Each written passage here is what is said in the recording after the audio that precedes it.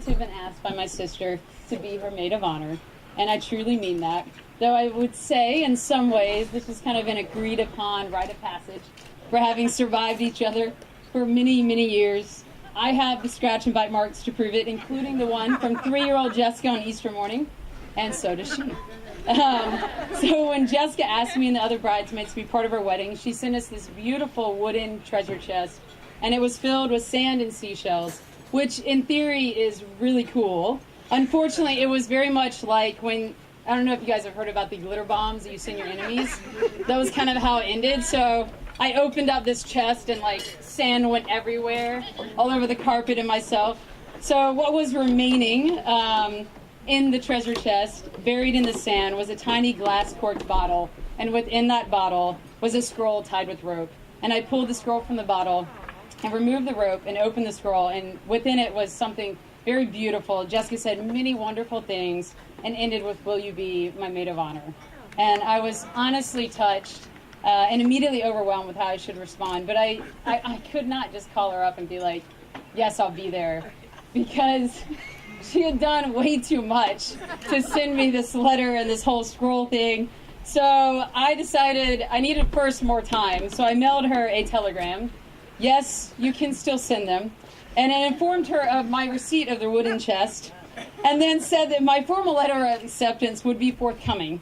And a few weeks later, Jessica received a large plastic pigeon named Frederick, who arrived at Jessica's doorstep. And it was dressed with a scarf and a pigeon post mail bag. And within the bag, Jessica found a small folded letter in which I wrote my acceptance using a quill pen.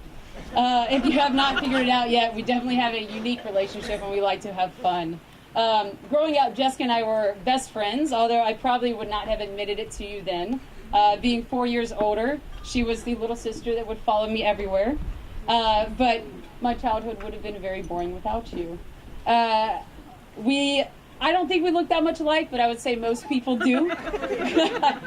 We have been mistaken for twins for our entire lives. Multiple people have approached me, convinced that we know each other when we've never met, because they know Jessica. And I remember when I was a kid, I was asked why I was not in costume yet for a dance recital that I was not in. Which is funny because I literally barely made it through ballet, and it would have ruined the entire show. Jessica, as you saw just a few minutes ago, is phenomenal and is just the opposite. From ballet, pom, jazz, production, she excelled at everything.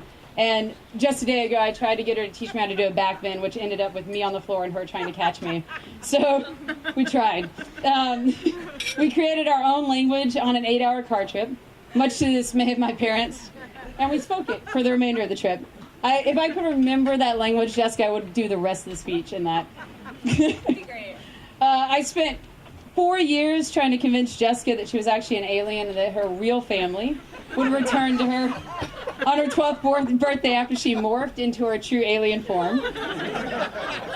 That was a shining moment in our relationship, her 12th birthday, when she proudly proclaimed, "I knew I wasn't an alien," likely relieved for the first time that she would remain in our family. Which may shock some of you that she was relieved by that. We didn't play house like normal kids. Our toys would go on massive adventures, braving oriental rugs, aka quicksands, horrific storms, and grueling hikes up couch-sized mountains before we reached the beloved realm of Animal Land. And Jess always allowed my toy to be the hero, named after a film or book. I would be, Simba or Mufasa, and her toy would be something very ordinary, like Steve or Tommy. And I apologize if that's one of your names. And who naturally, they always became the comic relief. And if you haven't already figured this out, she's actually hilarious. So she made the games way more entertaining. Growing up, we've continued to rely on each other. And don't get me wrong, we still fight. And her punches are a lot more powerful now. Watch out, Dan. But I know that if something's really wrong, I can look to her for help or guidance. And that we really do love each other. And she can do the same for me. We both went to Miami University. We became 80 pies. Yeah, come on. We went abroad. We got our ears and belly buttons pierced together. We studied marketing. She also double majored and got a finance degree, was awarded with graduate with honors, And I will always see her as my little sister, but I am so proud who she's grown up to be. She's brilliant, and I continue to be impressed and wowed by all of her accomplishments and choices in life, from her job, her future aspirations, and now her marriage to Dan.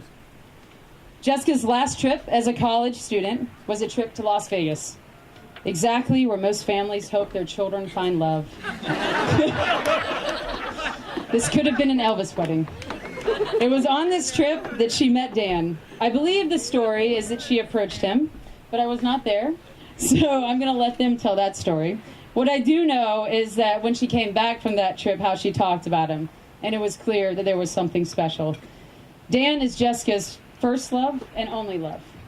Just a few weeks after they met, he traveled all the way to Ohio to be her date at the sorority formal, and as they say, the rest is history. All right, so I'm going to read you the first text I got from Dan. It was, he's concerned now. He probably should be. Jessica probably hasn't heard this text or seen this. This was many months after they had been dating. It's a little bit funny. She's probably not going to forgive me for sharing this. But I had tried to call her, and this was a response I got. This is an edited version. But it said, "I am a terrible boyfriend, and I let her drink too much. She's okay, though." This is Dan, obviously. "I am always there for her. I will always be here for her. She is my dream girl."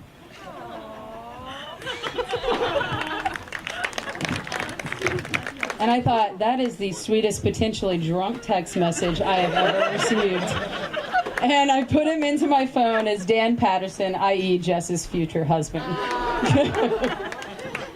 And he truly has been there for her. He's exactly what I wished for my sister to have when she grew up. He joined her in Chicago after she was transferred. He joined her for assignment in Singapore. They've been together in New York and New Jersey.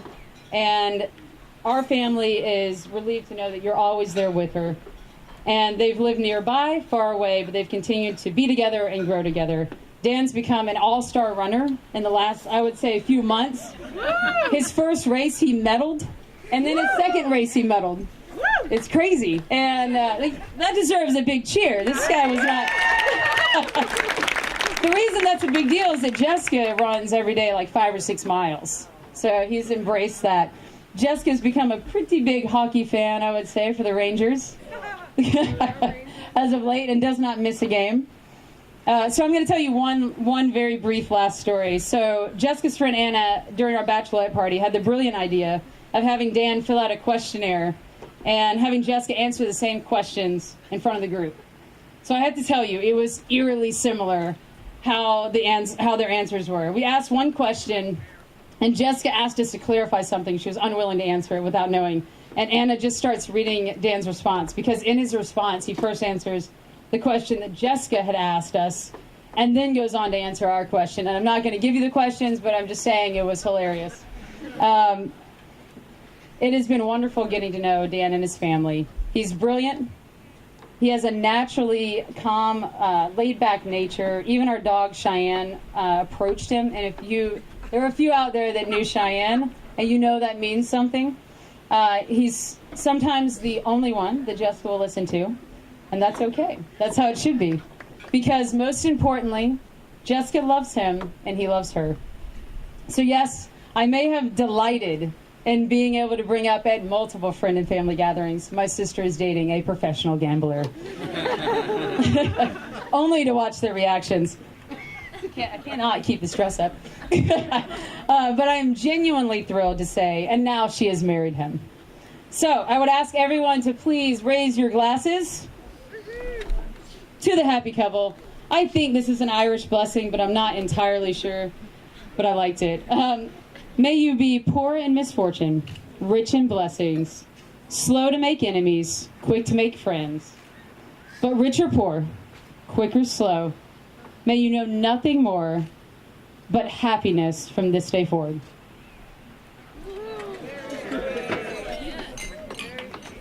And I'm really sorry that was super long.